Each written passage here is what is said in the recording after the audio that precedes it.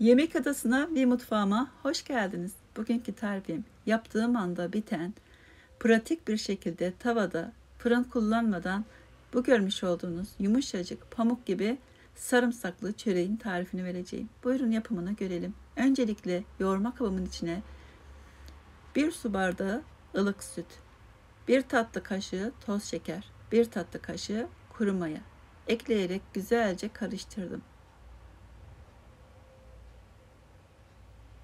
Mayayı içinde güzelce eritelim. 3 yemek kaşığı zeytinyağı ekleyelim veya çiçek yağı. Güzelce karıştıralım.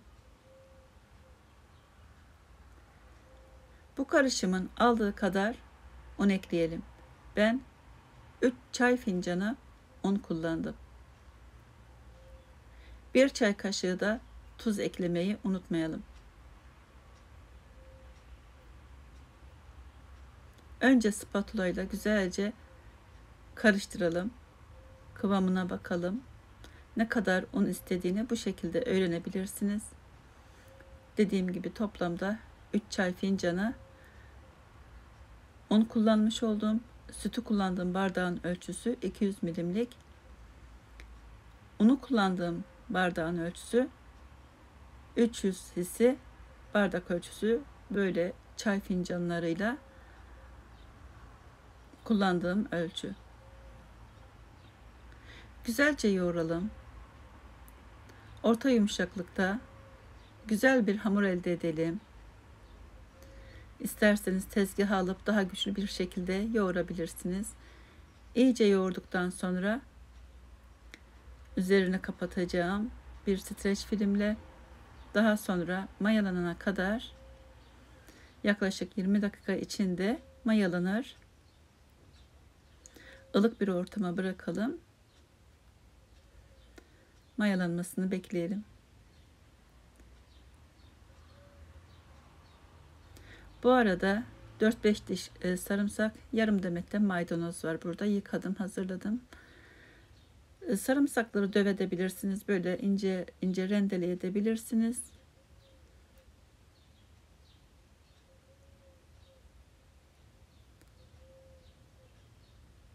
Burada 3 yemek kaşığı tereyağı var. Oda ısısında bekletilmiş.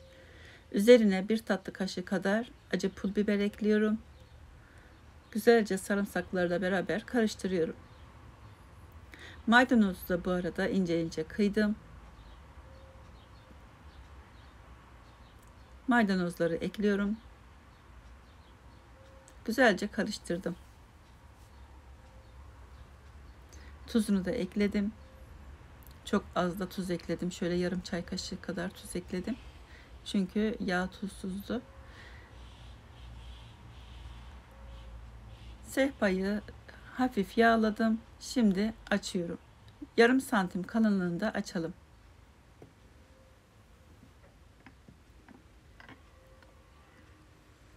Daha sonra tereyağını güzelce yayalım.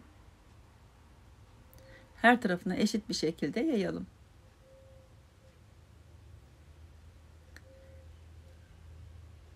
Bu çöreği yapınca emin olun her gün yapmak isteyeceksiniz. O kadar lezzetli, o kadar lezzetli ki anlatamam ve o kadar güzel kokuyor ki hem ekonomik hem de çok kolay, elektrik kullanmadan yapabileceğiniz nefis bir tarif. Gösterdiğim şekilde rulo şeklinde saralım.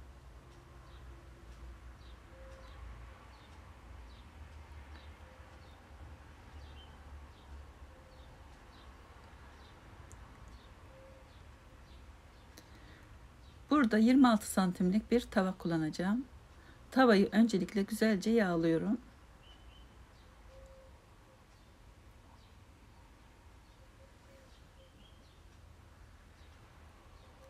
Daha sonra gösterdiğim kalınlıkta yaklaşık bir parmak kalınlığında dilimliyorum.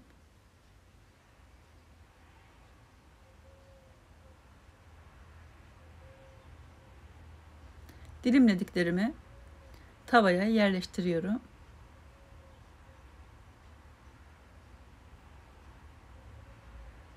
Eğer buraya kadar da izliyorsanız lütfen bir beğen tuşuna basıp abone değilseniz de abone olup bildirim zilini açarsanız ben tarif paylaştığımda anında bildirim gelir, haberdar olursunuz. Tavada yapmış olduğum birçok nefis tarifler var. Ekmek tarifleri, kurabiye tariflerim, çörek tariflerim, hepsine bakabilirsiniz. Değişik börek tarifleri, hiç elektrik kullanmadan fırınsız nefis tarifler var. Bu şekilde yerleştiriyorum.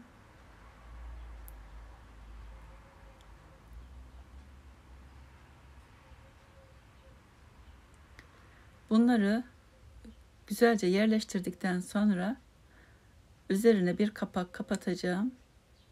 Bu tavanın kapağı yok. Bir kapak uydurup öyle kapatacağım ve 20 dakika kadar bu şekilde mayalanmasını bekleyeceğim.